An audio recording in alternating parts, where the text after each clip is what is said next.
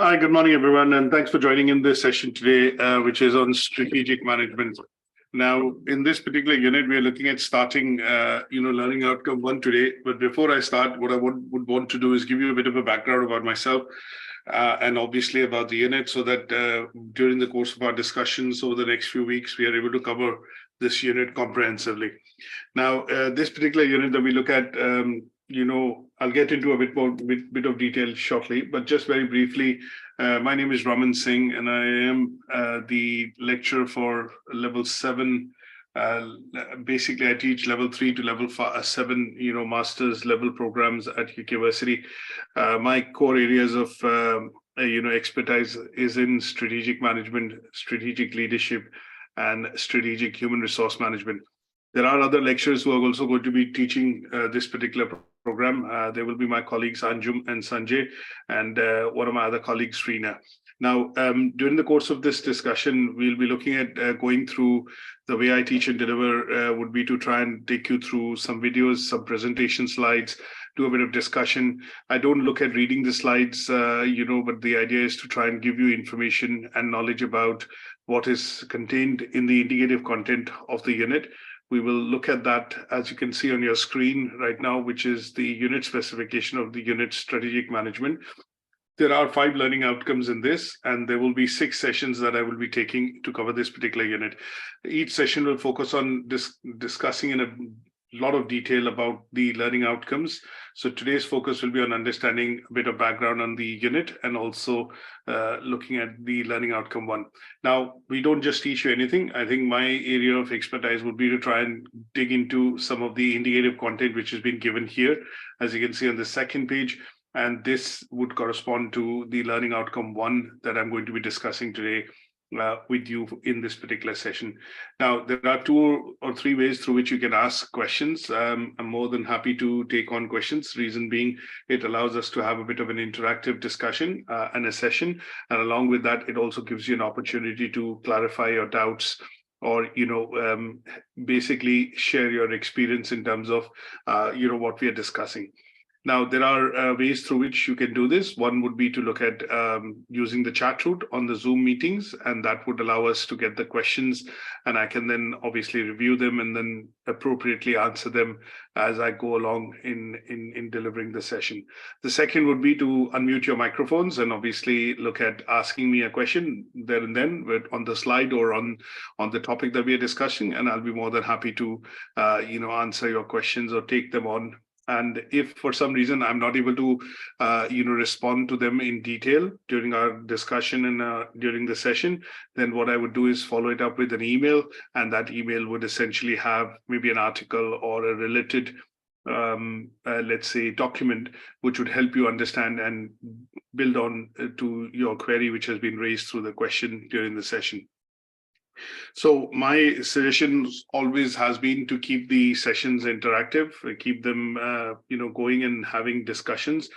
Discussions lead to disseminating of more knowledge, and obviously, I learn new things every day, almost every day from my learners as well, because there are loads of experiences that you can share, and that is something that we would be happy to correlate. And I would give you guidance to be able to bring that out in your work when you do your assessments via the assignment later on, once we've completed the unit.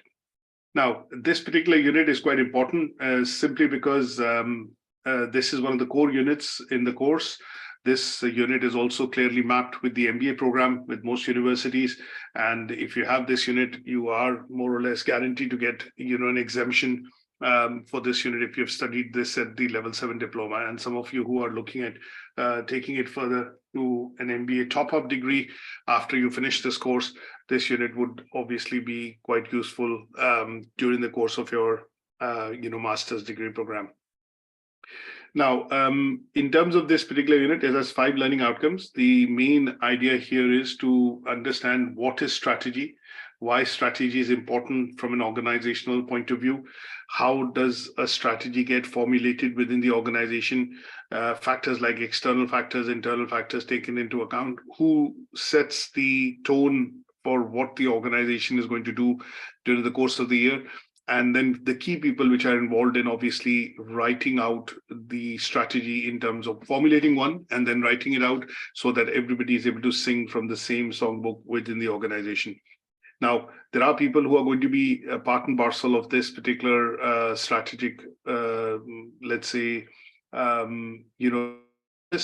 this process. Why would it be strategic? Is because the organization would be looking at putting something together, which the organization will work on, implement, formulate, for the next 12, 18, 24, 36 months. So when we talk about a process which basically is going to look into the future, and is going to be, very important for the company because it will be either leading to its, either directly related to growth, or in some cases, leading to exponential growth for the organization in terms of its turnover, revenue, profitability, and that is why it is going to be important as far as the plan is concerned. Now, there are lots of bits of it in terms of, in terms of this unit. So essentially, what would be, important for us would be to look at, the bit in terms of, let's say, sorry, just one second.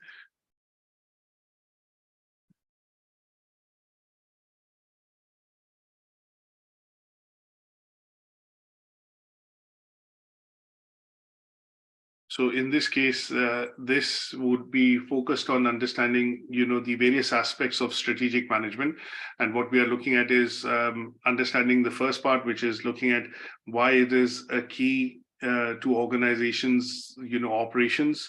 We'll be looking at understanding how do we look at strategic options for an organization, how, and when I say how, I would be looking into discussing in the learning outcome too, some of the strategic models, key models which are used to come up with strategy for the organization. In the third one, we'll be looking at putting these strategies into implementation. So we look at how an organization creates a strategic plan, then puts it into action, and then follows it through with a resource, strategy in terms of providing for the resources which are required to accomplish the plan.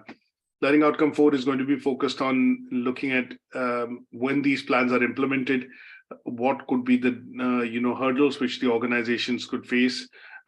Sometimes plans have to be changed in the course of their implementation. So how do we look at change management? And last but not the least, when change has to be introduced within the organization, what are the key aspects of change? So we look at some of the key change models, which are the Levin's models of change. We look at Kotter's model of change.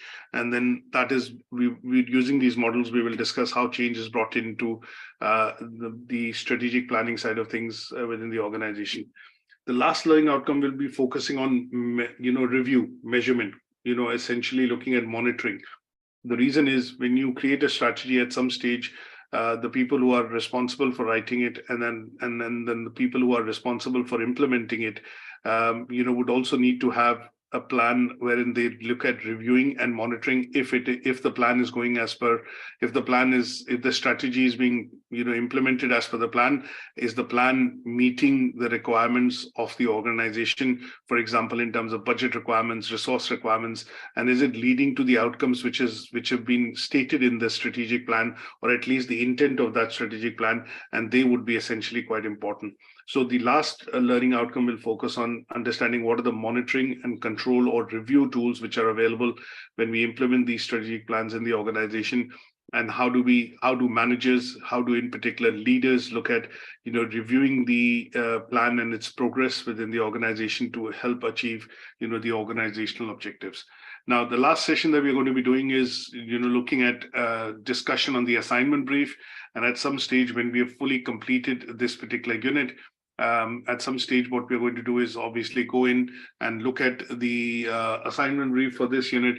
And the assignment brief would focus on you having to then bring out, the key learnings that you've done in this particular unit. And those key learnings will essentially be discussed in terms of how you put together, let's say, your assignment which is required for, passing this particular unit. So this is the assignment brief, just briefly showing you. Obviously, there is no scenario because this unit is a huge unit. There are so many scenarios that we can take into account. And what we will do is when we look at discussing the assignment, we look at an appropriate organization to discuss and put it into context with regards to, doing the tasks which have been given out. In the assignment brief. So there are 3 tasks to it. Very briefly, not going into detail. One will involve a business presentation, second would be an essay, and third would be a reflective essay. And the word count typically for this assignment is going to be about 4,500 words to be able to achieve this unit. Now, the reason I say, and I bring this into the context here in the introduction, is that at some stage, you're expected to complete an assignment. The assignment is not going to be graded. You are going to pass this assignment. We are going to be able to give you feedback when you submit your draft or your finalized assignment to us. If we do feel that some of the criteria are not being met, these are criteria as we look at on the assessment criterion side. But if they are not being met, then we'll give you feedback, which is going to be on your Word document or your PowerPoint presentation, and telling you exactly what is missing, what needs to be added, and what needs to be looked at in order to successfully achieve that criterion, and then overall, achieve the unit. So from our point of view, what we need to do is you need to look at essentially, let's say at some stage, make some notes during the session. And obviously through the PowerPoint slides and additional handouts which have been made available, you would be able to, study this unit in a great amount of detail. And that detailing primarily will happen because most of you who are on this course, in fact, all of you who are on this course should have access to Moodle. So I will briefly show this to you as well. So when you are on, on the Moodle platform, if you log into Moodle, and at some stage when you've logged into Moodle, you go into the business section and go into strategic management and leadership. And then what you will do is when you are able to get into this, you are going to be able to look at the strategic management unit in particular. And when you click on this, it will show you all the resources and obviously, all the sessions and deliveries which have happened. But in addition to this, recordings of the session, there are textbooks, there are some handouts specifically after, certain recordings and certain sessions that we've done, and they would be helpful for you to build a deeper understanding into this module altogether. Now, from our point of view of looking at our discussions today, I'm going to be looking at starting this off, with respect to the learning outcome 1, and this with regards to learning outcome 1 will be focusing on discussing how do we analyze external influences of organizational strategy. Now, when we look at this in terms of our discussion, what we are going to be looking at doing is primarily going into discussing this with the use of PowerPoint slides that you see on your screen now. And what we will do is discuss some of these slides. First, the key contents of the assessment criteria generically, and then at a later stage, look at going into each of the assessment criteria related to learning outcome 1, which are 2 in this case, 1.1 and 1.2, and we'll go into a bit more detail. Now, just briefly revisiting in terms of, what is the reason why you need to, know about, say, for example, strategy. And when we talk about, in particular strategy, you are looking at, understanding the key bits of, strategy. When I say, just give me 1 second. Got a colleague who's asking some questions. Okay. So when we look at, the bits on the strategy, what we are looking at is the aim of this particular unit is primarily to, look into why do we have organizations looking into strategy and, and developing a plan, which is important, for the organization. So the key aims are to understand the key, when we study this particular unit. So what we are looking at doing is we are going to understand the key models which are used in the strategic planning process. And if changes are introduced within the organization, then we are going to be looking at how these changes are introduced over a point in time. And again, this study would be focused on understanding some of the key chain models which are used in order to introduce change within the organization. Now, when we look at strategic management, the whole idea is looking at planning, looking at implementation, looking at monitoring and review. And when we look at strategy in general, what we are looking at doing is identifying this to the long-term plan or overall aims and objectives of the organization, and how does the organization go about achieving those plans. So it is going to be important for us to look at making a list of a lot of key models and frameworks that we are going to be studying, and they would be these are models that we are going to be looking at to understand change management. How do we do strategic planning, and then how do we review the plans that we put into place with regards to understanding the position of the organization in the market. Now, some of these models you would have heard about, because some of these models have been used, and are, when I say have been used, can be used essentially, in other contexts and other units. So some of them we would have come across when we have studying the strategic marketing unit. And in that, we look at models like the BCG matrix, we do SWOT analysis, best analysis, Potter's 5 forces model. We look at, the models which are related to also understanding positioning and segmentation. And to a certain extent, I think models like change management models, which are and quality management models, which are normally that sometimes we refer to in order to say, for example, look at the launch of a product. Quality has to be maintained. For example, if change has to be introduced within the organization, if the organization, for example, decides to change its direction of business. Let's look at a brief example here. We look at Dell, we look at some of the IT organizations, Dell, HP, Compaq, Lenovo, and you look at 20 years back, they were all focused on PC-based, revenues.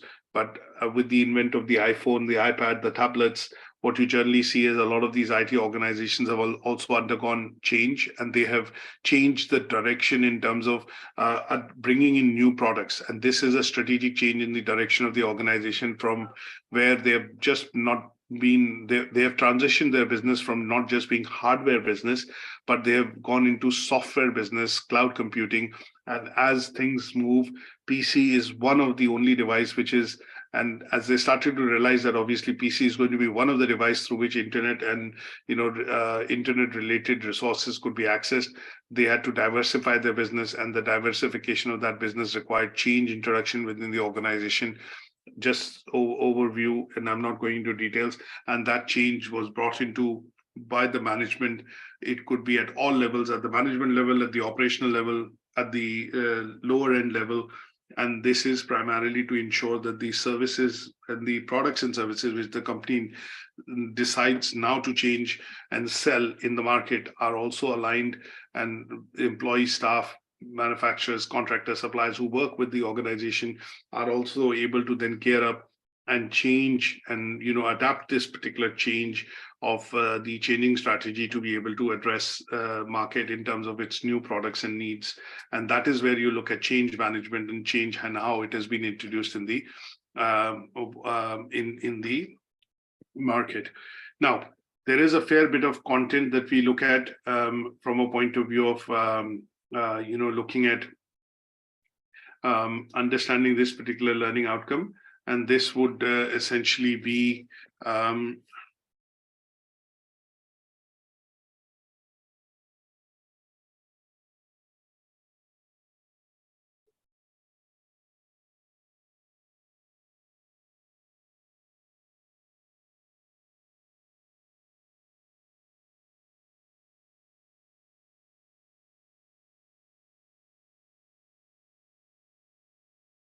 Charges 100%.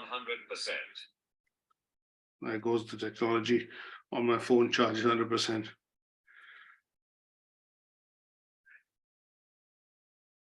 So from my point of view, we are going to be looking at a couple of things with regards to this session in particular.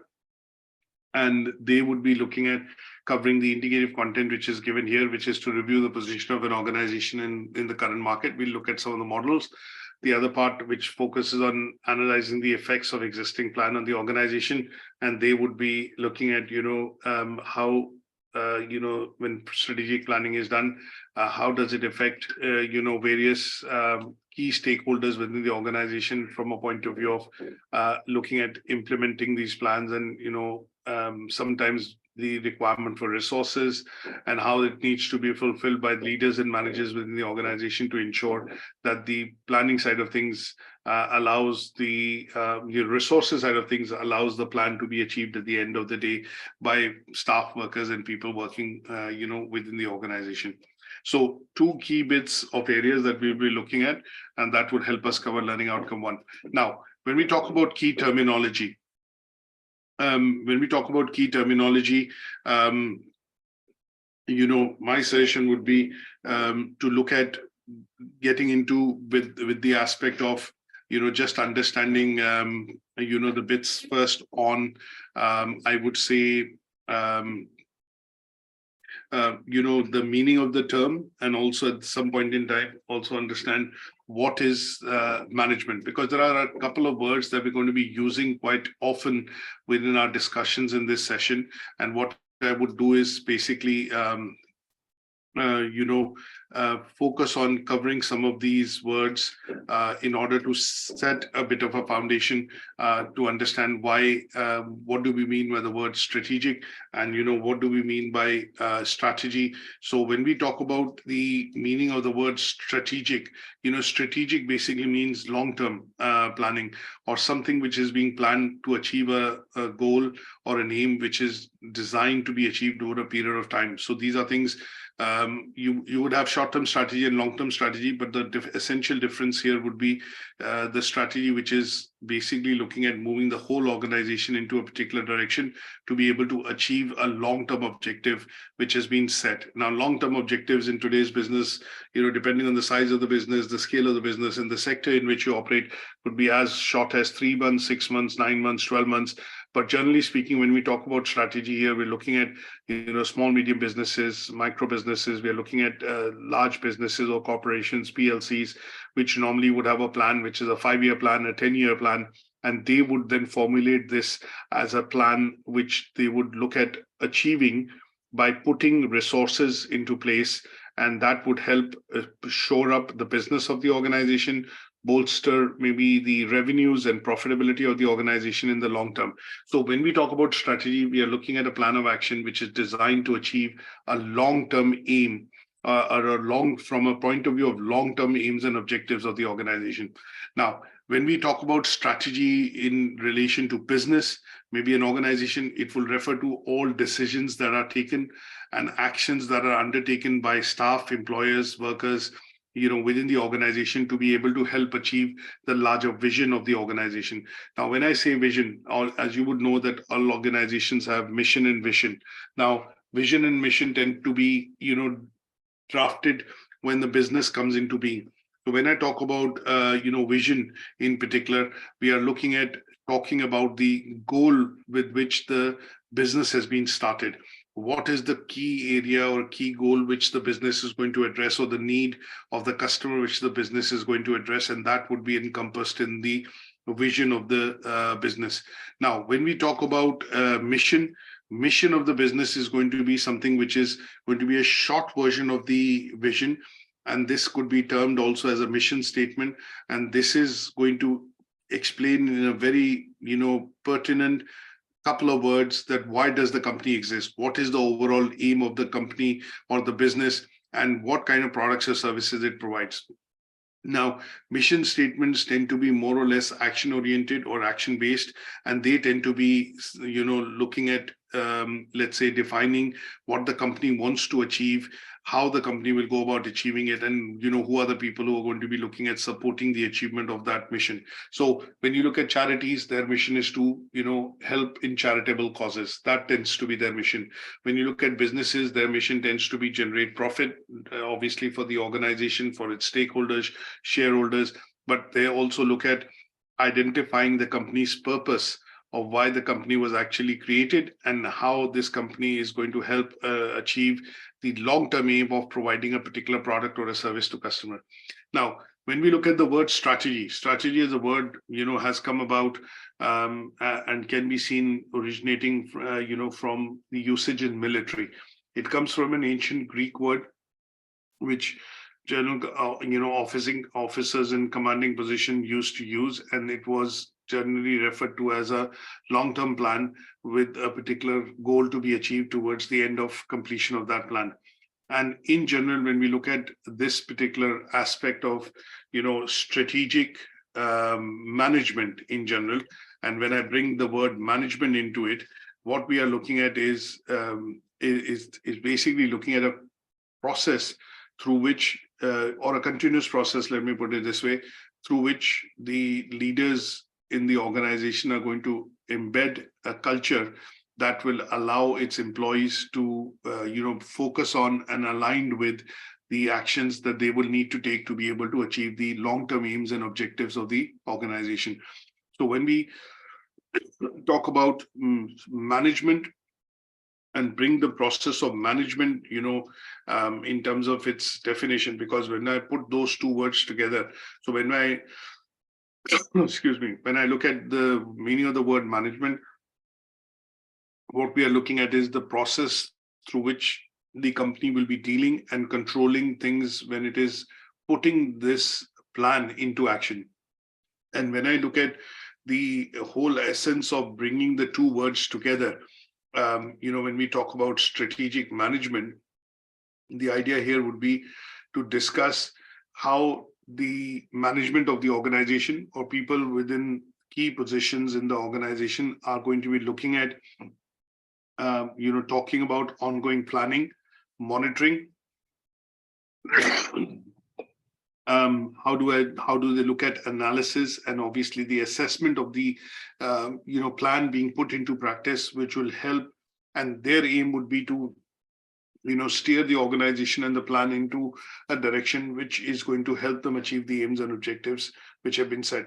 They will be affected by external environment, competition, when I say in general, and here is where the management side of processes would be kicking in to ensure that any strategy which is being formulated and is being implemented is being course corrected, reviewed, and monitored so that it is going to be able to help achieve the specific goals which have been set. The staff and people working on those plan side of things are looking at using the processes and procedures which have been set, and they are then related to the objectives which the organization is trying to achieve. Now, when I say an example of a strategic management term itself, when I talk about is that you consider, for example, a large company which wants to say achieve more online sales. A lot of companies have now changed their business models. They are no longer just brick and mortar models. They are also looking at adopting online, and as the channel continues to grow, say an example here would be when we look at strategic management, the company who essentially had a traditional route of reaching out to customers through retail outlets or distribution or warehousing or traditional channels is now looking at diversifying into also including online sales as a channel. Now, in order to meet these goals, the company will need to develop a strategy. They will need to formulate a plan. That plan is going to be communicated to all its staff. Trainings would require to be done. They would then apply this particular plan and cross-check to see if this planning side of things is going to work for their product, for their services that they offer. They are going to test and pilot this out in different departments within the organization, and to a certain extent ensure that this planning side of things and the change that they are bringing in is going to be integrated with the employee goals, and the employees should be able to execute those goals accordingly.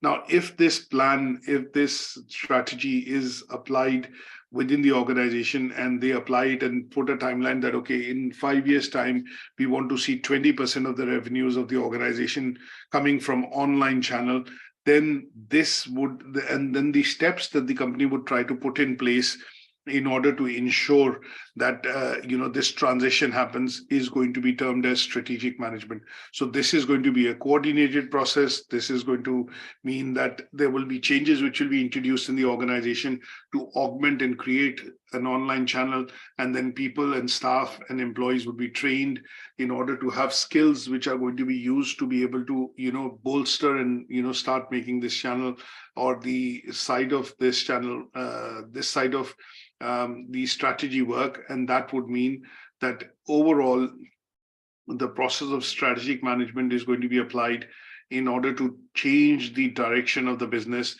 And this would also involve doing it in a long-term basis, because this change cannot be introduced overnight. And when these kind of things have to be introduced, or changes in the direction of the way company does business has to be introduced, this kind of a transition takes time and is done by creating a strategic planning document. That strategic planning document looks at all the aspects of how the business is currently working, what areas would need to be bolstered or strengthened in order to ensure that the transition at the end of this plan is successfully achieved. And that process through which the company develops objectives, develops policies and procedures, and puts an implementable, let's say, number of steps in place which are implemented, and they then allow the organization to go about achieving this particular say change of planning to split their revenues and start getting more revenues from online. Say 20% of it over a period of 5 years would be then referred to the process of what is called strategic planning. And strategic management would be the process that would be used or will be used by managers in the organization to identify and then put a plan in place which would allow the organization to move in that direction. Now, when we talk about strategy, it is important for me to bring this across. Is when we talk about strategy, there are 3 levels of strategies that the organization looks at. One is corporate. The first part is corporate strategy. Second is business, and the third is market strategy. Now, let's briefly look at a video that I want to show you in terms of, understanding, what is strategy and why it is that sometimes when planning has to be done, it has to be done at 3 different levels within the organization. So let's look at this particular video and see this short video to understand the levels of strategy. Let me switch you over. Strategy is a word that gets mentioned a lot in business. But what is strategy?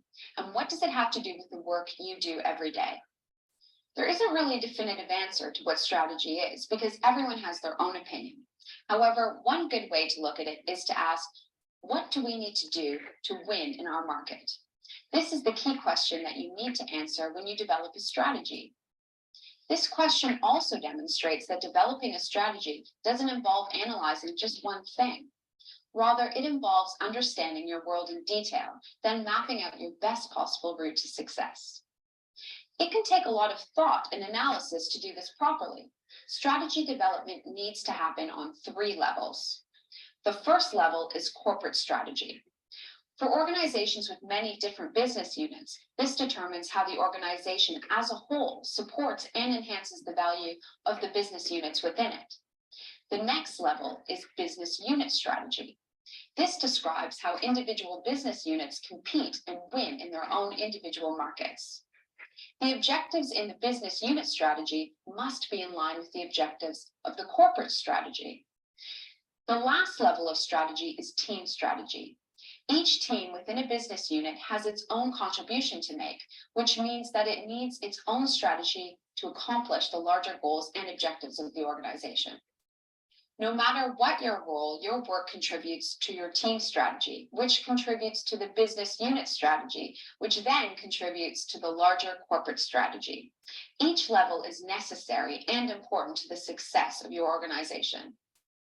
Now, read the article that accompanies this video to learn more about how you can develop a strategy for your team, business unit, or organization. So as you can see in this short video, it basically focuses on giving us a bit of an idea in terms of what is strategy, and then why do we have 3 types of strategy. So what we've done is we've looked at this small video, which basically helps us understand the importance of strategy within the organization.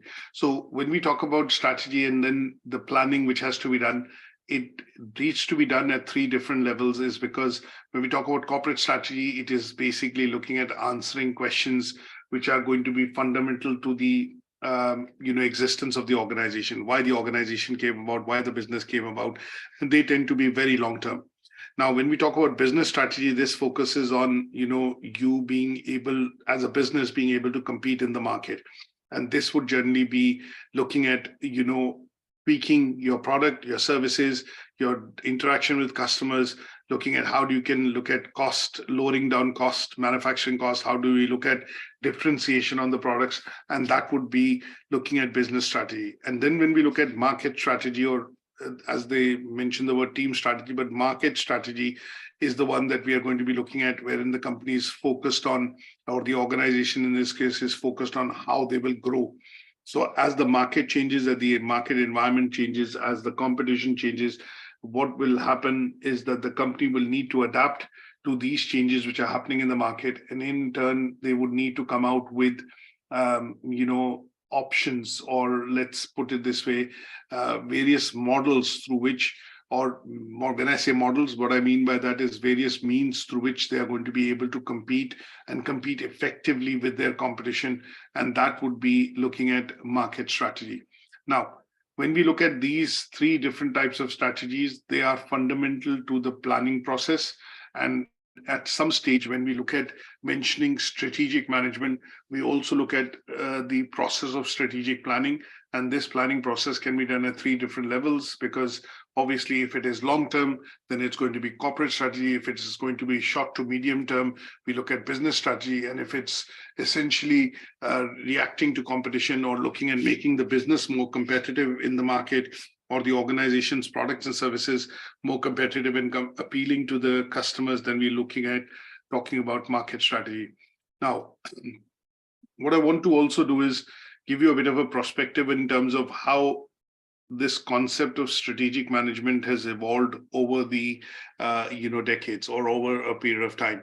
So what I've done on this particular slide is I've talked about how the importance of, what is the importance, or what was the role which, when we look at after World War II, when industrialization started to happen, we do see that, at some stage, because of the process of industrialization, a lot of people started to work within factories. And obviously, at some stage, the controlling of resources became important. So how has the process of management changed in terms of managing these resources over a period of time is depicted on these slides. So when we talk about the 1950s, we're essentially talking about, management being about, budgeting, planning, and control. The main issue at some stage, in the 50s was financial planning and financial control, managing financial resources and ensuring that, resources are available to be able to, put, let's say, people into work, or put people into factories for production. Now, at some stage, when we look at 60s, this concept of budgeting and planning moved to corporate planning. That means long-term planning, because a lot of products, companies, factories started to emerge. And obviously, with the modernization and industrialization happens, becoming a norm, what we did see is that a lot of companies started to then look at planning for growth. If you look at countries like Japan, US, some of the developed economies, they started to produce or mass produce some of the products like washing machines, microwaves, automobiles and things like that. And then at some stage, they were looking at planning for growth, because they were looking at markets beyond their own market. And that is where they started to concentrate and focus on overseas markets for the purposes of targeting growth. In the early 70s, there were a lot of changes which have happened. We see the labor movements, we see unionization, we see a lot of people and, a lot of companies going global, especially in the developed world, and starting to sell products, in different geographies. So there is this need wherein corporate strategy came into being, because companies had subsidiaries, companies had businesses overseas. And what we saw was a lot of companies were looking at diversifying because they saw that they felt the need that, in certain sectors in which they were already producing had, a unique product and a positioning in the market, and they were able to get customers. They were looking at now taking on other products and services in which they would be able to also go across to the same set of customers to increase business and revenues. And that is where the process of diversification started. Now, in the late 70s to the early 80s, we see, a lot of competition coming in. And when we say a lot of competition coming in, because the products became well established, there was a need, and then this need led to, increased demand. This increased demand led to product, let's say, differentiation. And as the differentiation amongst various types of products reduced, we see a lot of competition which cropped in. And there, the focus on the corporate strategy and the main issues which they were corporate strategy was trying to address was, it was looking at positioning of the products. So you're looking at positioning products on the basis of price, place, basically looking at that's consumer targeting the products to meet the various requirements of different types of consumer. And that is what the focus was essentially while developing strategy, in the late 70s to early 80s. Now, early 80s to early 90s, we see probably this change happening to gain competitive advantage. That means the concept of quality was introduced. And we look at the concept of quality was introduced in terms of fault tolerance, number of products which could go faulty, returns, and recalls. They became a major tool. And a lot of companies started to focus on building competitive advantage using quality and quality controls to be able to, sell more products or go to newer markets.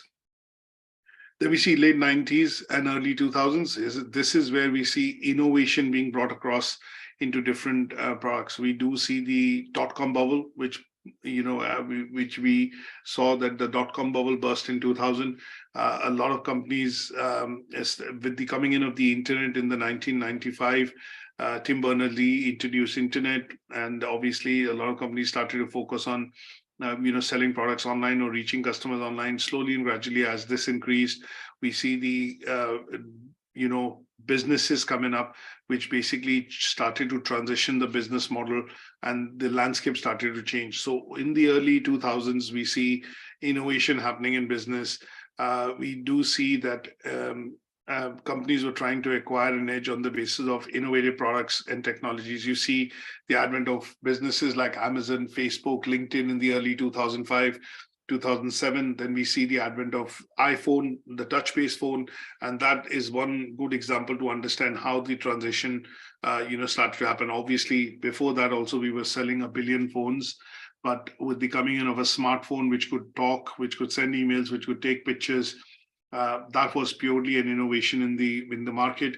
And then slowly and gradually, as you can see, today we sell over all the companies combined, they sell over 1.4, 1.5 billion smartphones, and the market has totally expanded. And this is where we see the need for, knowledge management, understanding the customer.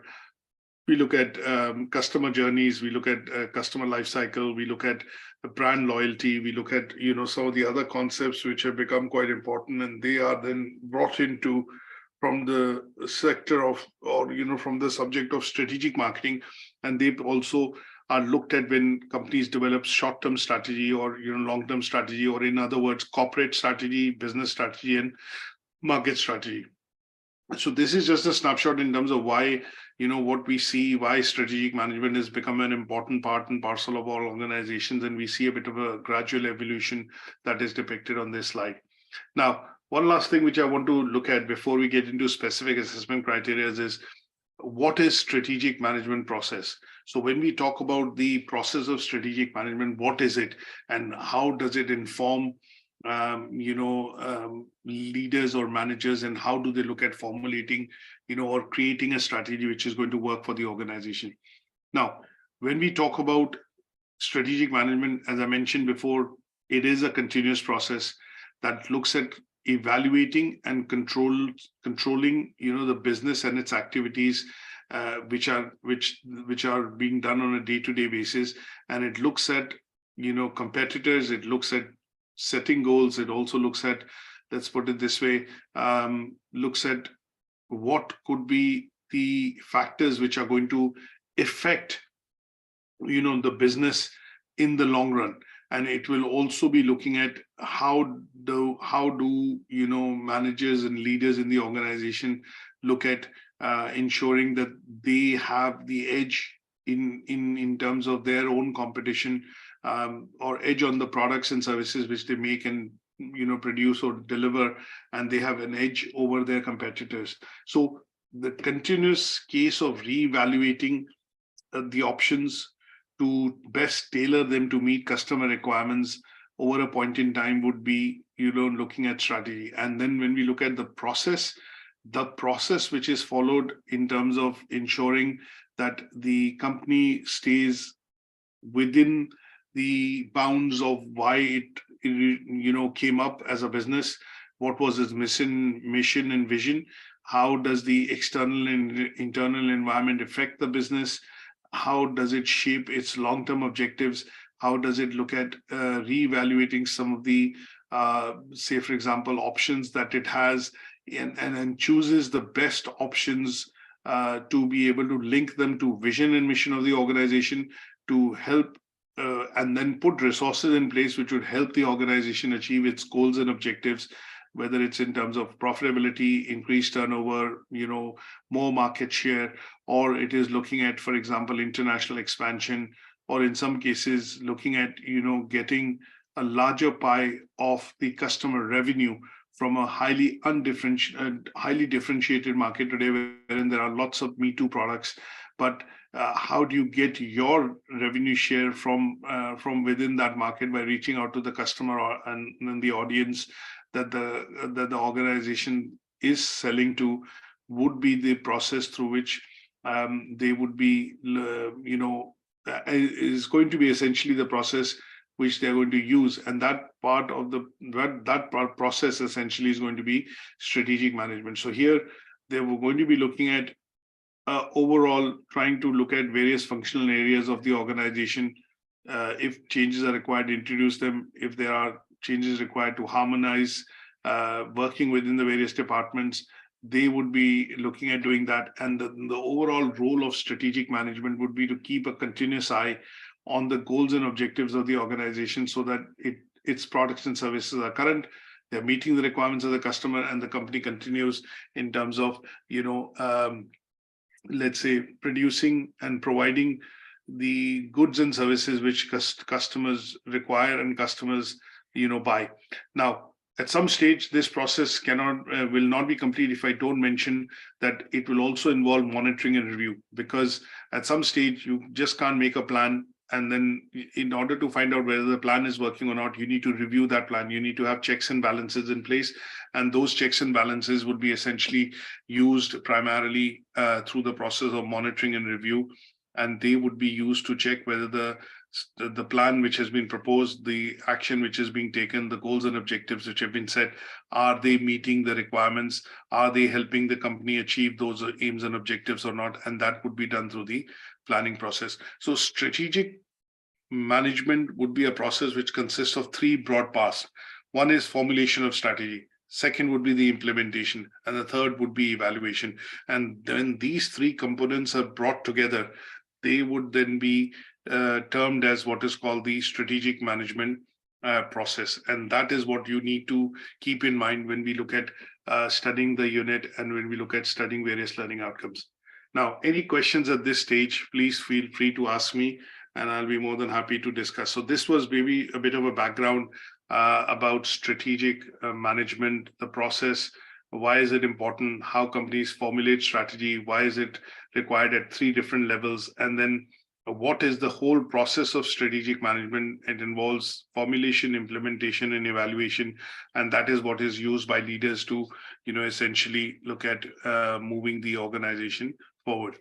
Now, the first assessment criteria that we need to discuss in this is it talks about critically evaluate the position of an organization in the current market. So here, before we get into evaluating the position, what we need to be able to do is basically look at a particular organization before we even look at its position. So it'll be important for us to put an organization and a context in place so that when we try and refer to, say, for example, try and refer to, say, for example, the, let's say, the reasons why we look at, this from a point of view of, the process is to assume or get a bit of a background. And the background is going to be taking an organization as an example to discuss and understand its current position. Now, when we talk about the strategic position, it is basically a position which is concerned with the impact of what strategy the organization should employ in the market in order to ensure that it is able to get or garner the business from its customers and is able to achieve its aims and objectives. Aims and objectives for most businesses tend to be, profitability, revenue, increase in revenue, market share, and in some cases, returning shareholder value, which is return on capital or capital employed for its shareholders. And that would be some of the objectives which will be a part of the corporate strategy. Now, here, when we talk about strategy, we also look at the organization's capability to meet the expectation of its shareholders. So a lot of companies like Google, if you look at a lot of large companies, if I take an example of a company like an IKEA or a large company which has operations in multiple countries and geographies, you would see that at some stage, the corporate objectives or corporate strategy would also include, understanding the requirements of what the company is able to, meet in terms of expectation of its shareholders.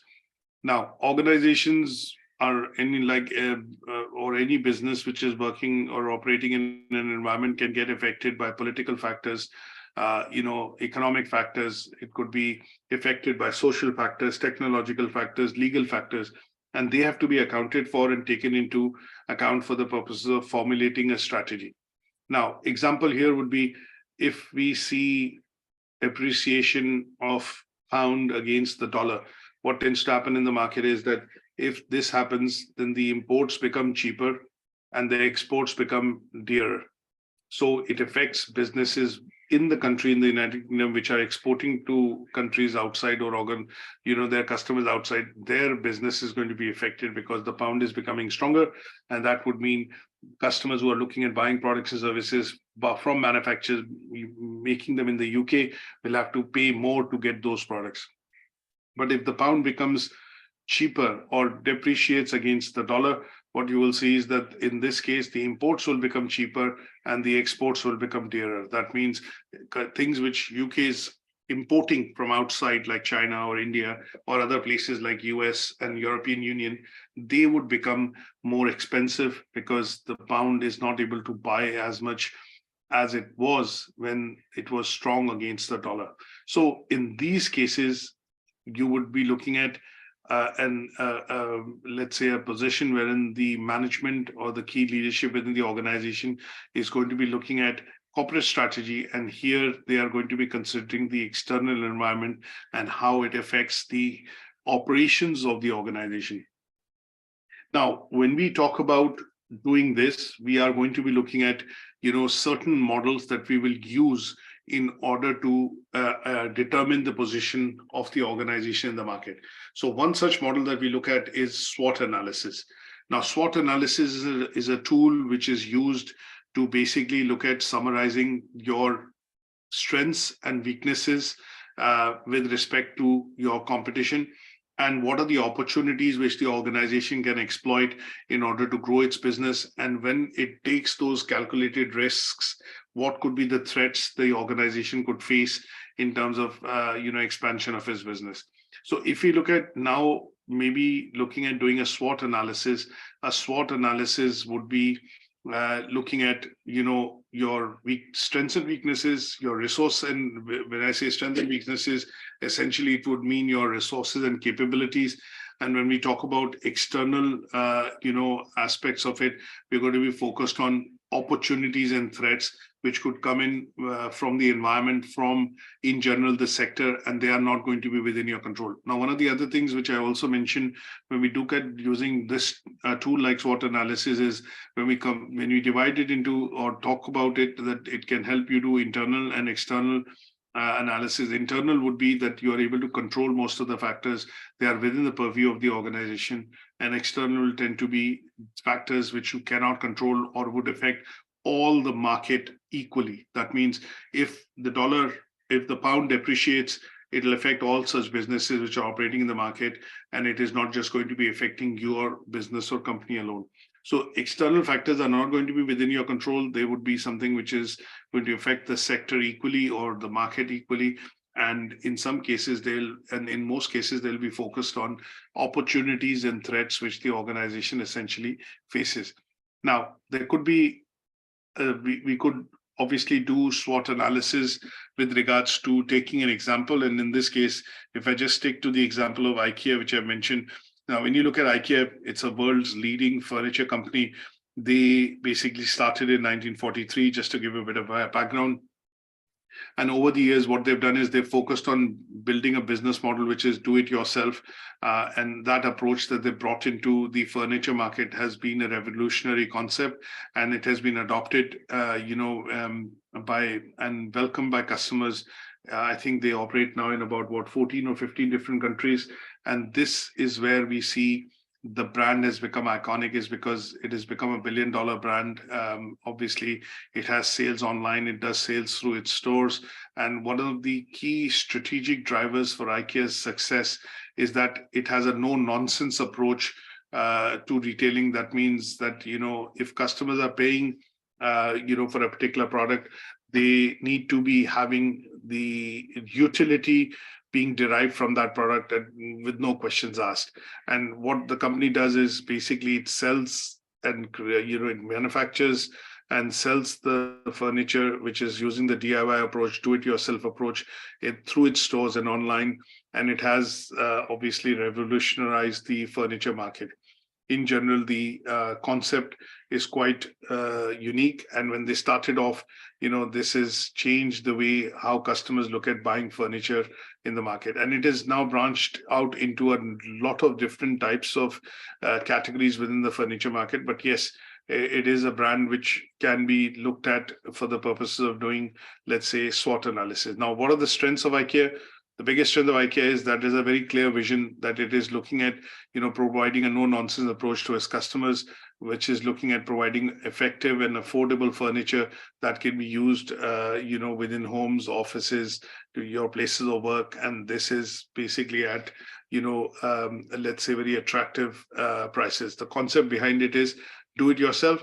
And what they've done is they've translated this do it yourself as a business strategy into a very well-defined process, which allows them to approach and tailor everything within their stores and online.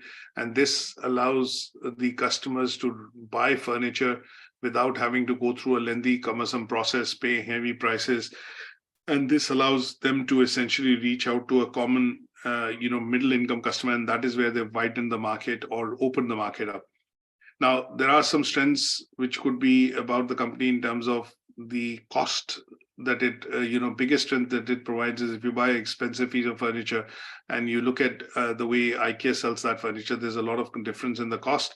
And obviously, sometimes when customers are looking at cost, which is one of the main segments that it targets, you generally see that this is one of their biggest strengths, is because their furniture is affordable.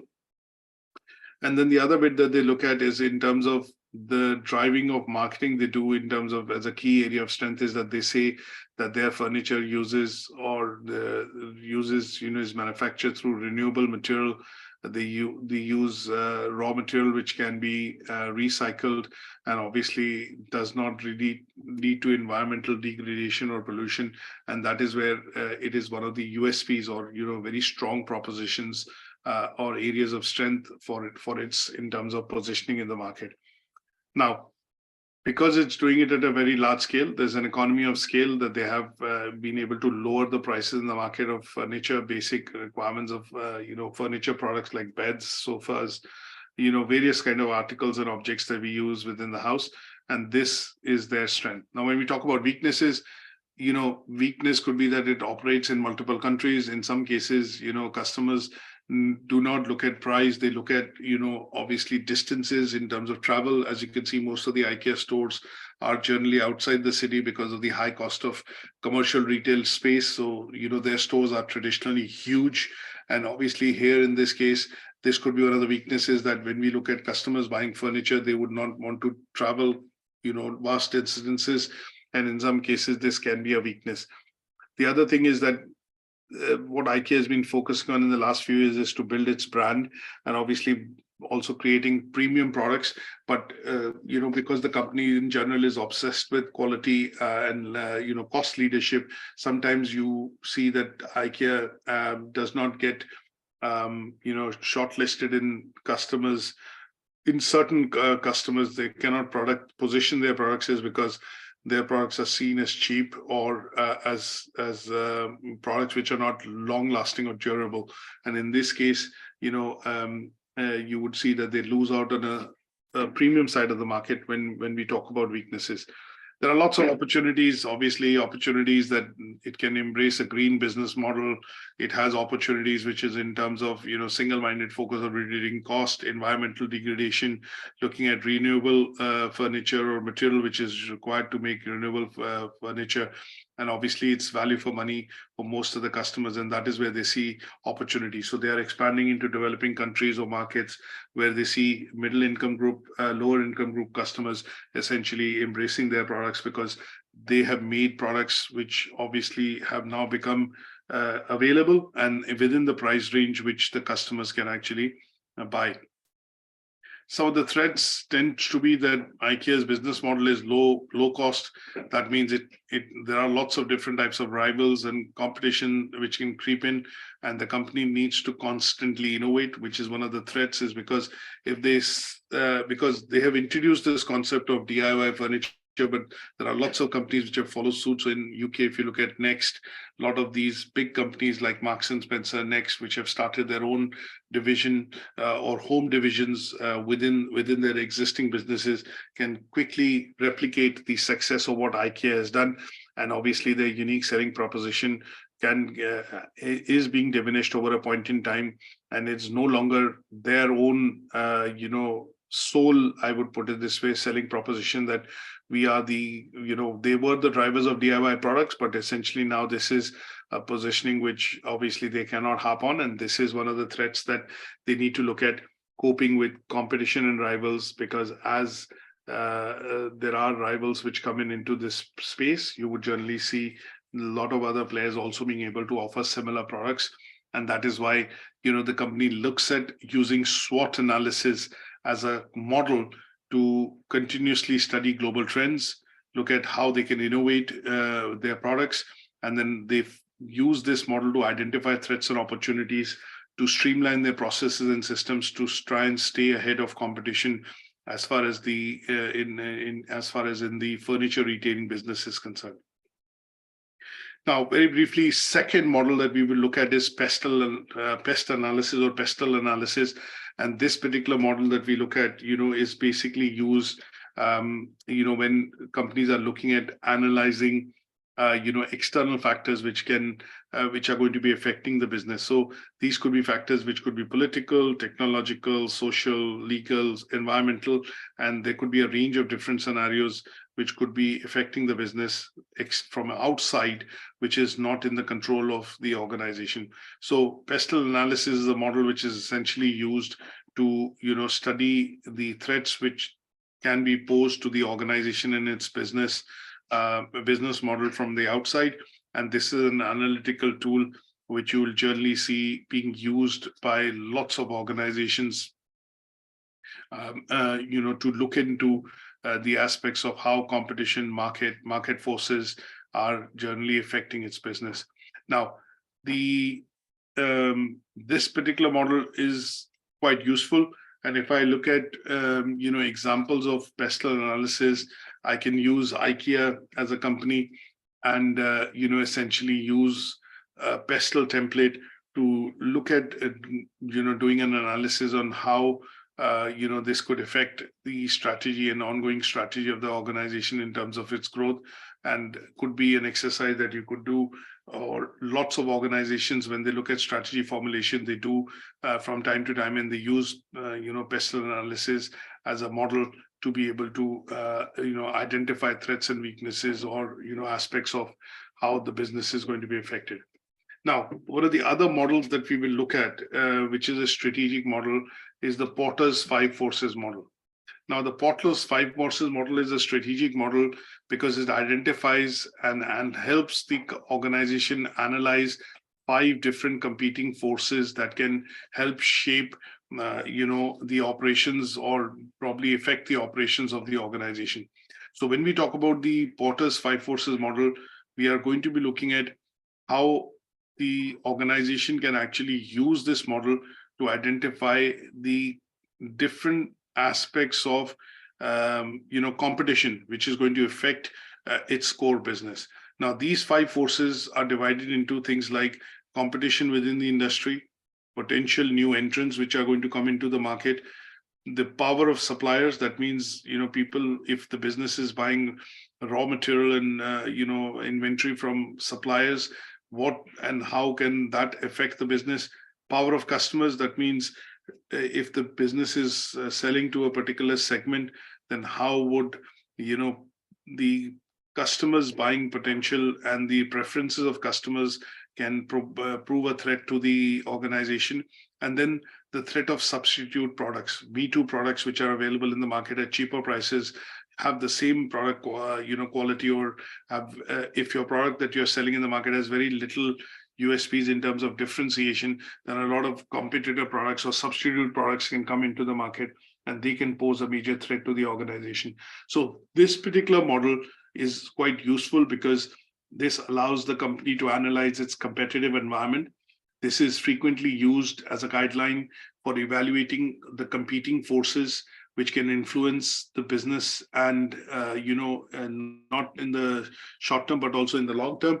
This was a model which was essentially proposed by a Harvard Business School professor, Michael E. Porter, in 1979, and since then has become an important tool for most managers, leaders within the organization to understand how the competition can affect the business in the market, and its proposition of reaching out to the customers in the market. Now, this particular model can be used as a guide to basically streamline your business strategy in order to increase your competitive advantage.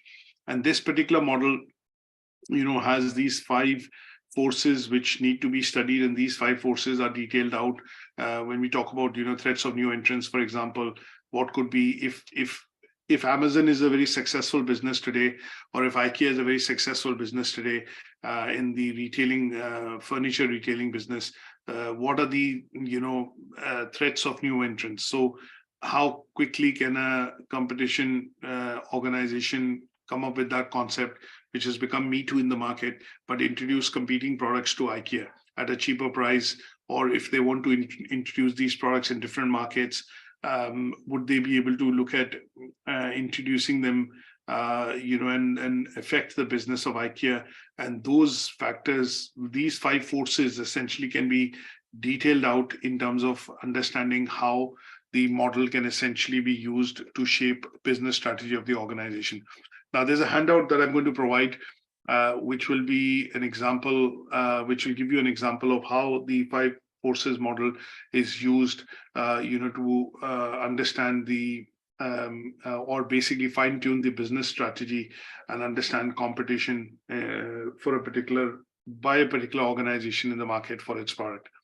Now, there is something called the Porter's Diamond model, which is also a framework or a model essentially proposed by Michael Porter, and this is also known as the theory of national competitive advantage of industries. And why this is diamond shape is because when we look at the model itself, it attempts to explain the competitive advantage which some nations, as a when we talk about when we go across pan geography or talk about countries in particular, this model can be used to understand the competitive advantage across the industry or a business segment. So Porter's 5 forces would generally be focused on an individual company. But when we look at the diamond model or framework, we are going to be looking at across the sector and across the business, or across a particular sector in general. So if I talk about construction, if I talk about furniture, if I talk about retailing, if I talk about a sector, this is going to be helpful for us to be able to understand the competitive forces which are going to be affecting the business and the industries within a particular sector from internationally or from outside. So here we are going to be looking at the diamond framework is because the company essentially would be looking at let's say studying or using this particular model to understand the competitive advantage that a nation or a group possesses due to certain factors which are available to them. So if I look at Marks and Spencer, it operates in so many different countries. If it needs to look at evaluating its competitive position, they are going to be looking at using the Porter's Diamond framework. And this would allow them to, understand their positioning in the market, in the sector, in different geographies, by analyzing their demand, their, the factors which are affecting the business, the strategy of the company in that geography, and then what could be the competition that it is facing from legal side, from legislation side, and from economic conditions side which are prevalent in that particular geography. And this is where the Porter's Diamond framework comes in, because it explains the factors that can drive the competitive advantage for one, say, national market or economy over the other. So when we talk about broadening things up, and when we try to understand this at a national level and an international level, then you're going to be looking at the sources for nations' competitive advantage and the path through which they can obtain such an advantage. And that would be, the Porter's Diamond framework, and as a model that can be used not only by businesses, but also by governments and others from a sector point of view, from an industry point of view, to help them guide and shape the strategy, which is going to be useful for them to understand how to approach, say, investing and operating in a particular market or in a particular geography, when they look at making decisions strategically to expand their operations in a particular market. So an example that I would give you here is that when Tesco, expanded to Americas, or went to North America in general to, get into retailing side of operations, it must have analyzed getting into that market or expanding to that market using the Porter's Diamond model or Diamond framework.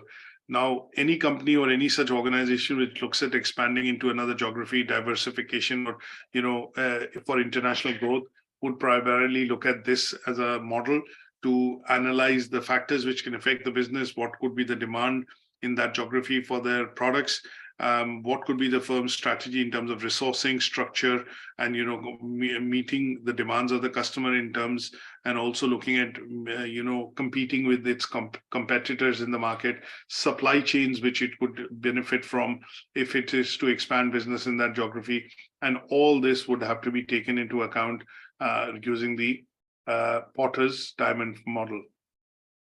Now, one of the other models which also, Porter proposed is the value chain analysis. So when you talk about the Porter's value chain analysis or value chain analysis model, this value chain analysis model or a concept was again developed by Porter, but in the 1980s, and he essentially wrote about this in his book called The Competitive Advantage, which was published in the 1980s. Now, this is based on a set of activities that company performs in order to generate value for its customers. Now, here, the strategy that the company follows is basically focused on turning its competitive advantage into greater profitability and better products for its customers. So when we talk about Porter's 5-chain analysis, we are looking at using this as a strategic tool, essentially, by the company. And that's the reason why they want to use this as a strategic tool, is because it is going to be able to break down the organization's activity into relevant areas. Things like, if you consider IKEA, just sticking to that example that I've taken today in our discussion, if you look at IKEA and you want to look at breaking down its operations in terms of how IKEA works, you would primarily break it down using Porter's value chain analysis. So IKEA looks at doing a lot of procurement for its raw material, from various suppliers. It also looks at developing technology in terms of bringing out new products. It has people working within the organization, so that is human resources. And to a larger extent, it will also have some sort of an infrastructure where all the development and construction side of things would happen in its large factories in China and elsewhere. And that would then be, churning out products which will be sold from its retail outlets in different countries. Now, what could be the primary activities, if I have to look at briefly understanding that they would be involved in? They would involve things like when the products is created, there is inbound logistics, which is raw material coming in. You have operations, which is manufacturing within the organization. Then there is outbound logistics, which is the finished goods going out from the factory to various locations and warehouses, inventory management being carried out, and obviously marketing and sales, which is primarily ensuring the word and the communication which is happening between customers and the company, and the positioning of the product which the company is trying to do with it in customers' mind will be driven through marketing and sales campaigns or promotions, which the company's marketing department is carrying out. And then one of the key cogs in the wheel tends to be service. What is the after sales service which the customers get after the product has been sold? So when we look at how businesses can create value for its customers, they would be looking at understanding the value chain analysis model or the framework. And this is what the company is going to be looking at delving into deeper to understand how it can contribute or how it can essentially use its activities that it does to generate, let's say, value for its customers, and look at improved competitive advantage and greater profitability from the operations it is carrying out to produce those products. Now, there is a lot of different things which the companies do in terms of looking at competitive analysis and looking at rivalry. But in the heart of every business, what we are looking at is that every business is looking at making profit or increasing the profit margin, and what is the cost they are spending in terms of manufacturing those products. So when the company looks at creating greater value and lowering the cost of its products that it makes in order to increase profits, you are going to be looking at the Porter's value chain model. And that is what you need to remember. So when we look at the company looking at competitive edge, when we talk about managers, leaders talking about, we need to look at reducing cost of operations in the organization. We need to be looking at rationalizing and, becoming more cost competitive. Then that is what they are referring to, is that they are looking at utilizing the Porter's value chain model to discuss how can the organization develop a competitive strategy which will allow it to reduce cost, reach economies of scale, and increase its profits. And that is what is essentially the usability of the value chain analysis model from Porter. Now, there are critical success factors which companies essentially look at, when we are looking at essentially talking about how they are going to be increasing the business or increasing profitability. So CSF, in some cases, when we talk about, is again a management term. And this management term is essentially used within the organization because the companies are looking at, achieving their aims and objectives, their goals, and their main aim is to achieve these goals with the awareness that their key success factor or critical success factors are essentially going to be, looking at focusing on some of the corporate objectives which have been set when the company was started. So when we look at corporate social responsibility, there would be things like, improving, say, for example, or lowering their carbon emissions, looking at sending less material to landfill, looking at less environmental pollution, looking at employee engagement, training, looking at, being a good employer within the market, reducing, things, for example, giving something back to the society. And this is where the critical success factors is used as a management term, which is necessary now for most organizations to include and, relate to their, let's say, key objectives of the organization, which is the mission of the organization. So when we do talk about CSF, sometimes they're also called the KRAs or key area result areas, and they tend to be that these are the base minimum factors which the company needs to, compete with, achieve in order to be, let's say, being successful in the market. And this is a management term, again, as I mentioned, which could be used in a particular context of corporate social responsibility, and is also a part and parcel of, to a certain extent related to strategic management. Now, one of the key things which you look at in today's aspect is when companies look at embarking on, say, a new product or launching a new product, or maybe, let's say, looking at a project in particular, if they are starting, which is going to be, say, for example, companies like,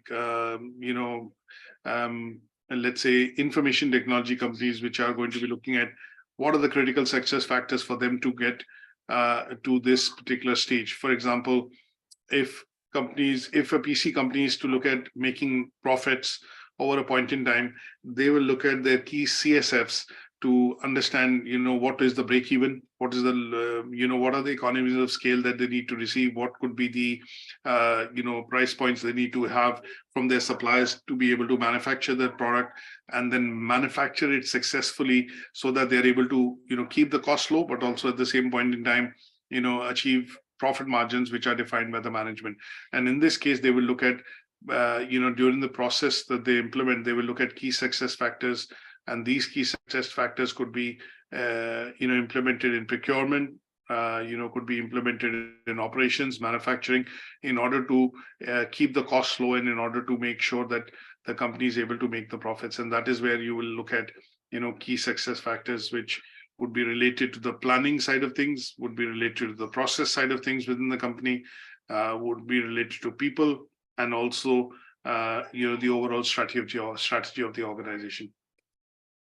Now, in order to understand some of the key models that we have discussed in assessment criteria 1.1, I have given an example of IKEA, but you can also take another example of Apple, and we could essentially apply the SWOT analysis, the PESTEL analysis, the Potter's 5 forces model, the Portal's diamond framework, and the CSF in order to understand and get into the evaluation side of things, as far as the concept of the first assessment criteria is concerned, which is evaluate the position of an organization in the current market.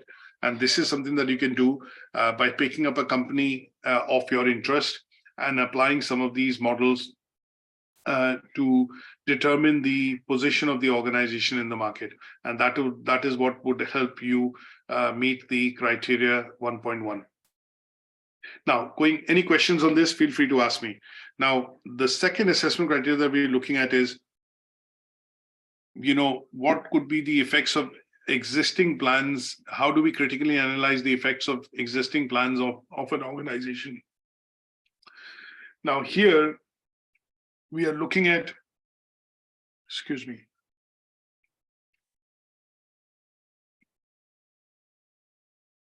Now, here we're going to be looking at why planning is important, or when we talk about strategic planning. So when we talk about when an organization looks at making plans, for, say, introducing a new product in the market, or meeting the demands of customers in the market, or by, let's say, coming out with a bit of a blueprint that is going to help it grow its business. Now, when we look at Apple and stick to the example which I've just mentioned, which is in the slides that you're going to be looking at for 1.1, if you look at, as a company, they are looking at growing their revenue year on year. Not just them, but as any other company would also be looking at growing their revenues year on year. Now, in order to grow their revenues, the management in the organization has to come up with a blueprint or a plan in terms of how they are going to grow the business. Now, one such example that we look at in terms of how the business can be grown is that Apple since 1999 has been successfully coming out with a new set of products every couple of years. And this has helped drive its a new revenue stream for the organization. So when we look at the introduction of when Steve Jobs came back to Apple in 1997, 1999, I think one of the first thing he does is he introduces the iMac colorful range. Now that became a runaway success. Then obviously they started to focus on the software side of things. The new operating systems which started to come out, they started to build more revenue streams because there were more products available to be able to sold to customers. In 2007, it came out with the iPhone. Then in 2008, it came out with iPad. And then the successive versions of various phones and the iPads have revolutionized and brought in new revenue streams to the company. They introduced the iWatch, which was the first product which Tim Cook essentially launched under his leadership. And that has also, created a new revenue stream for the market. Then we look at the iStore, the iPhone, the iOS store, which was introduced by Steve Jobs, because the applications are required to run the ecosystem. The iPhone and the iPad and the iWatch, the introduction of the iOS store or Apple Store became important because this then revolutionized how applications can be downloaded and obviously increased and introduced a new revenue stream for its organization. You look at the iPod, which was introduced by Steve Jobs after the iMac new range. You see the introduction of iTunes Store, and all these things have created new revenue streams for the organization. So here we are looking at the process of strategic planning, which is what the management looks into and the organization leaders define in order to achieve the vision for the future. So they are looking at identifying what new products, what new services could be added, and this process through which they establish a sequence that they are going to follow through in terms of how the organization will increase its revenue, products, profitability, market share in the market is going to be the process of strategic planning. Now, when we look at strategic planning, at some stage, the organization would need to do its analysis in terms of understanding what is the strategic position of the organization in the market. And in this case, what they tend to do is they look at the process of strategic analysis.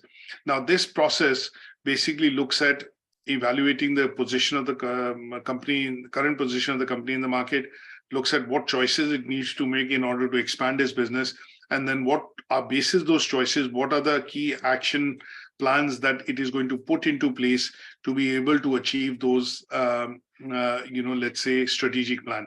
So if I bring, say, for example, a picture in to show that what and why is this process important, you look at situation analysis, you look at other data, which is market data, external factors, you look at options which the company would look at in terms of how it will develop its business, and then map it with its budgets, its resources. It defines the critical success factors of how it will be, taking this product forward, and then creates a plan for the next 12 months to expand. Now, assuming you have seen a lot of these companies which have introduced products over the years, but not all the products have been successful. So at some stage, the company decides that if it is not going as per plan, they need to shelf the product. And we see companies like a lot of companies which have gone out of businesses because their products did not make sense, were not relevant to customers' requirement and needs. And over a point in time, these companies perished. So sometimes organizations will look at this process of strategic analysis to see whether this product or this particular product which it is bringing to market, will it provide services, will it provide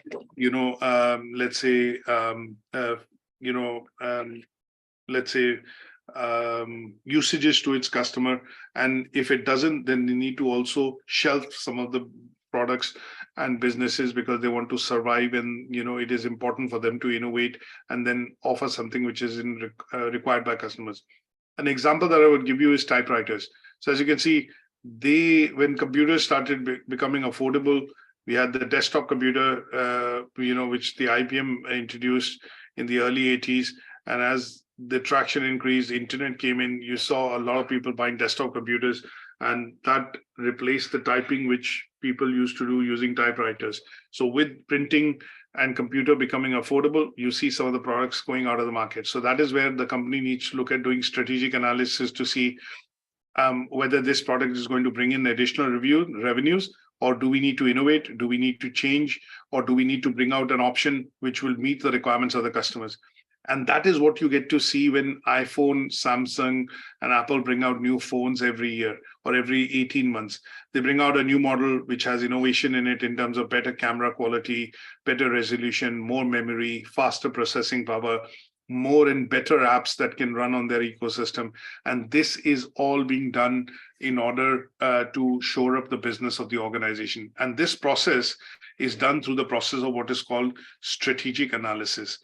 And this requires the organization to look at, reevaluating the purpose of the company, why the company came into existence, what are the drivers or the goals the company is trying to accomplish, what are the critical success factors for the business, then look at their own and internal analysis using SWOT, external analysis using Pestle, Potter's 5 forces model, look at competition, look at designing long-term objectives, and then looking at the product strategy and looking at reorienting their products to be able to make something which is going to meet the customer's requirement and then introduce that in the market. So this bit of looking at analysis to gather market information, their own strengths and weaknesses, external factors which can affect the business, they do this review, and this process would be essentially nothing but strategic analysis. Now, when you do strategic analysis, one of the key things that you take into account is external environment. Reason, there are factors which the businesses cannot control. There are forces which will affect the business that the business cannot control, because it affects not just you, but other competitors and other players in the market which are producing similar kind of products. If RAM prices are to go up, if the screen prices are to go up, if there is a shortage of processors, it will affect all smartphone manufacturers equally. It is not just going to affect Apple or Samsung or Huawei or some of the other players, Oppo. It will affect everyone in the market, and those are factors which each of the individual companies cannot control. And that is why it is important for them to understand and study the external environment. And these factors which are not in their control and have a number of variables in terms of how they can affect the business of an organization would be all studied under the external environment. A simple example here would be Apple produces its own Apple chips, or which go onto the phone. But they were also using Intel-based chips up until a few years back. But they have diversified and they've started to produce their own processors for the use in their own products like iPads, MacBooks, iMacs, and also in the iPhones. Now, if they have a stable supply chain and they have enough inventories, if something is to happen in the market, they might not be directly affected immediately, but will still need to look at the impact of what is causing maybe rise in prices or a shortage of raw material for the production of chips or RAMs in the market, and their business and business revenues might also be affected over a point in time. A recent example that we see is that the outbreak of COVID in China, some of the factories with Foxconn and Anhai producing iPhones were affected because Chinese government tried to contain COVID, and obviously did not allow movement of laborers or essentially workers from the factory, and they were locked within the factory. They were sleeping there, they were being fed there, and obviously only people which tested positive for COVID were allowed to leave the factory. Now, in those cases, production was affected, led to a lot of unrest and strikes, and this affected the manufacturing side of things with iPhone, and obviously disrupts their supply chain. So what Apple has done in order to diversify and mitigate the risks, it has also opened up a manufacturing facility in Chennai in India. And what it allows it to do in the long run is to diversify on certain factors which are political factors or conditions which are prevalent in a particular country, like strikes and lockdowns, to ensure that it still is able to produce enough quantity of iPhones so that its sales are not affected. And they would be the study within the external environment. You also look at resources. It could be resources which are identified, strengths and weaknesses. Resources could be human power, human resources, administrative resources, financial resources, physical resources which are required to produce goods. And in this case, if you see companies like Apple, Samsung, Huawei, Oppo, some of the other players in the market always are closely working with their suppliers to ensure there is no disruption in their supply chain, and which means that they have stable supply of inventory and raw material available to be able to produce, goods, or in this case, phones, and that reduces any impact on their sales. Then we look at the expectation and influence of stakeholders. If you look at one such example, every quarter, the chief financial officer, Tim Cook, some of the key management within the company, when you look at Samsung, some of the key management within the company looks at doing a press conference to discuss the future revenues and, how the company is doing. They talk about numbers in particular. And this is because shareholders, which is one of the type of stakeholders, are interested in the operations of the company or what the company is doing. They're interested in what is the return on investment they can get on the money they've invested within the organization. So in those cases, you would be looking at how, the market outlook is, what the market outlook is, how the company is looking at faring in that market outlook, what are the steps which the management and the leadership is taking in order to mitigate any risk or factors which are going to decrease the outlook of, say, increased revenue or profitability for the company.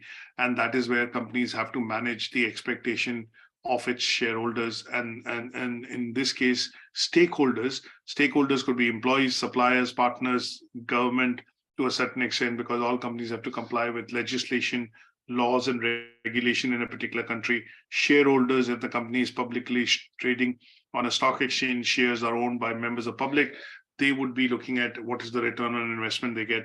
And that is where they'll be focused on understanding what the company is willing to do or doing essentially to mitigate any risk to the return on investment that they are looking at towards the end of the year when the company declares profits. Now, all these factors are going to help you analyze the existing plan of the organization. Now, an example that you will have to again take and follow through in the assignment would be to keep one company in mind and use that as an example to discuss some of these tasks that we are covering in the assessment criterion. So here, sticking to the example of Apple, which I've taken in the PowerPoint slides, Apple has gained many advantages over its competitors. And this is because it is producing high quality products, which are innovative in the market. It has a brand image, which basically conforms with, it has taken years and years for it to build that image, which means its products are reliable, they are high quality, customers like them, they deliver what the customers are expecting when they buy such a high value product or a premium product. And over a point in time, their image has improved in terms of reliability, in terms of the quality of the product, and the innovative features that they bring out on their products. Now, the company is doing quite well because the products are in demand. Consumers are buying them in a great deal in terms of quantities, and obviously because of its operation in very many countries, it's a global brand, and obviously it became the first $1 trillion brand, I think, last year when its market capitalization crossed 1 trillion. They invest a lot of money in research and development, so it is not that it overnight it brings out products, new products and services. The iPhone was in development for maybe roughly 8 to 10 years. The iPad similarly, and they are in God knows how much. I know that if you look at their last year's annual journal report, they invest about 6.5% of their annual revenues into R&D. And this allows them to bring out and start working on products, services which the customers would want. And this allows them to also have a steady pipeline of products that they can bring out in the future as the demand and the needs of the customers change. And obviously, Apple has been investing very strategically in terms of doing away and meeting some of the ethical, environmental issues and concerns, showing the critical success factors they are related to its corporate strategy and corporate social responsibility, that it seeks to reduce the amount of waste which is going to landfill, the eradication or total complete non-use of mercury, lead, cadmium in its products, which ensures that there is no water table poisoning, which happens when the products are discarded or obviously recycled. And then the introduction of use of recycled material or material which can be easily recycled in its products for manufacturing has also given it a bit of an edge on some of the ethical issues that we get to see, that we get to see essentially being employed by Apple in terms of its existing plan for the organization. So that brings us, I put some additional slides in, in terms of looking at, some of the strategies which Apple is employing over a point in time using, and that is where you could actually show the application of some of the models that we have discussed, like the Michael Porter's model of 5 forces and the strategies which it implies to bring or come out with cost leadership, and obviously looking at innovative products and how it differentiates, and they can be used to further augment the learning outcome 1.2. So I hope this session has been useful and you've been able to follow the learning outcome 1, which basically focuses on analyzing the key external factors that affect an organizational strategy. I hope this session has given you a bit of an insight into the introduction of the, the subject of strategic management, some of the models and tools that we've discussed, which are used by organizations to evaluate their external position and influences. And we will catch up on studying the next part, which is learning outcome 2 next week. So until then, if you have any questions, feel free to drop that to me on the email, and I will then appropriately respond as I receive them. Thank you so much for attending. Bye for now.